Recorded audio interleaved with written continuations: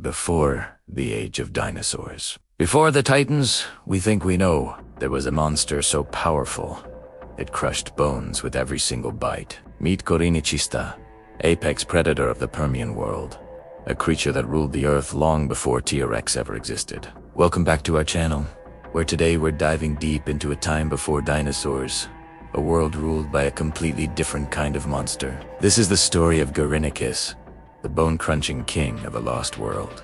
To understand this beast, we first have to travel back in time, not to the Jurassic or the Cretaceous, but much, much further. We're going to the Permian period, over 260 million years ago.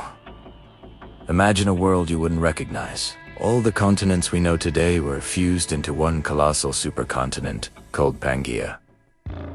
The landscape was brutal, vast, arid deserts stretched for thousands of miles, punctuated by hardy forests struggling to survive. The climate was extreme, scorching hot days and freezing nights. This was not a gentle world. It was a pressure cooker of evolution, a place where life had to be tough to survive. And in this unforgiving environment, reptiles and strange, early mammal relatives, known as theropsids, battled for supremacy. At the very top of this savage food chain stood something truly terrifying.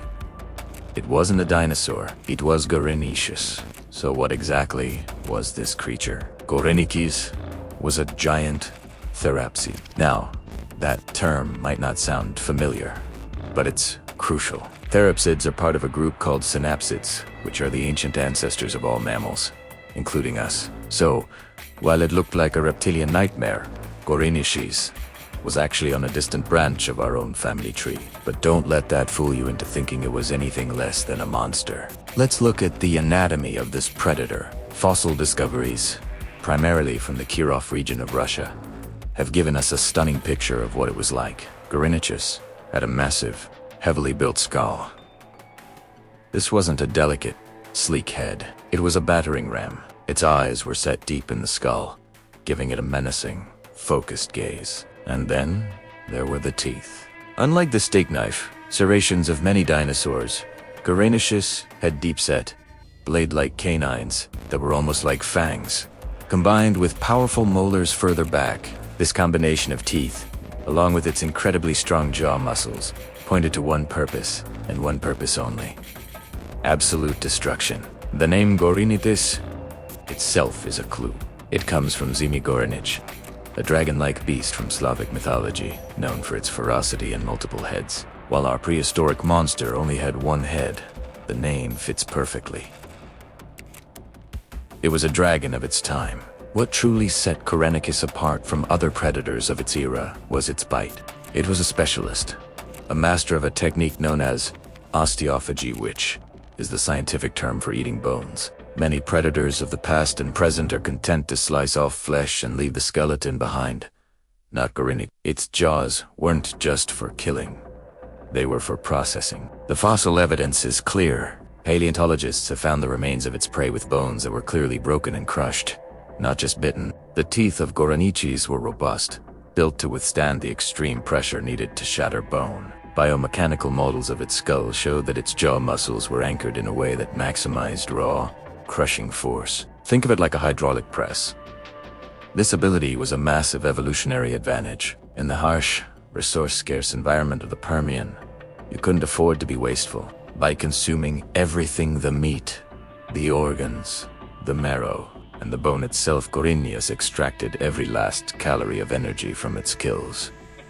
The marrow inside bones is incredibly rich in fat and nutrients. For a large, active predator, this was like a prehistoric power bar, providing the fuel it needed to hunt and survive when food was never guaranteed. It was a strategy of total consumption, honed to perfection in a world where waste meant death. So, where did Gorynychus stand in its ecosystem? Right at the very top. In its habitat, it had no known rivals. It was the undisputed apex predator. Other, smaller carnivores would have given it a wide berth, perhaps scavenging its kills from a safe distance, but never challenging it directly. The herbivores of its time, like the bulky, barrel-chested Prehistoric, would have lived in constant fear. Gorynychus was likely an ambush hunter. It probably wasn't built for long, sustained chases across the arid plains of Pangaea. Instead, it would have used its powerful limbs and massive frame to lie in wait, bursting out of cover to overpower its prey in a short, violent confrontation. A bite from those jaws would have been catastrophic, shattering limbs and ending the fight quickly. It didn't need to be elegant, it just needed to be effective. In a world where survival was a game of efficiency, Gorynychus was a master player, perfectly adapted to its role as the ultimate predator. But the reign of every king must come to an end. Gorynychus lived on the brink of the single greatest catastrophe in the history of life on Earth, the Permian Triassic extinction event, often called the Great Dying. About 252 million years ago, a series of cataclysmic events reshaped the planet forever. Massive volcanic eruptions in what is now Siberia poured out lava for hundreds of thousands of years, releasing unfathomable amounts of carbon dioxide and other greenhouse gases into the atmosphere. The climate spiraled out of control. Global temperatures soared.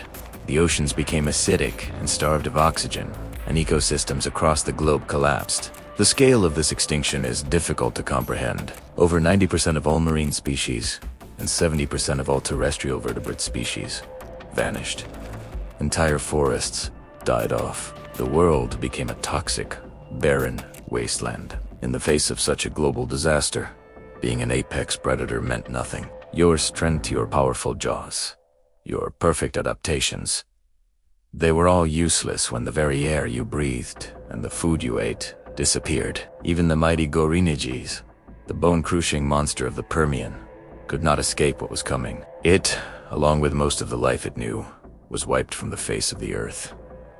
So, why does this long-extinct monster matter to us today? Gorynychus tells us something incredible about the story of life. We often have this linear view of evolution that mammals started as small, shrew-like creatures scurrying in the shadows of the dinosaurs, only getting their chance to shine after the dinosaurs went extinct.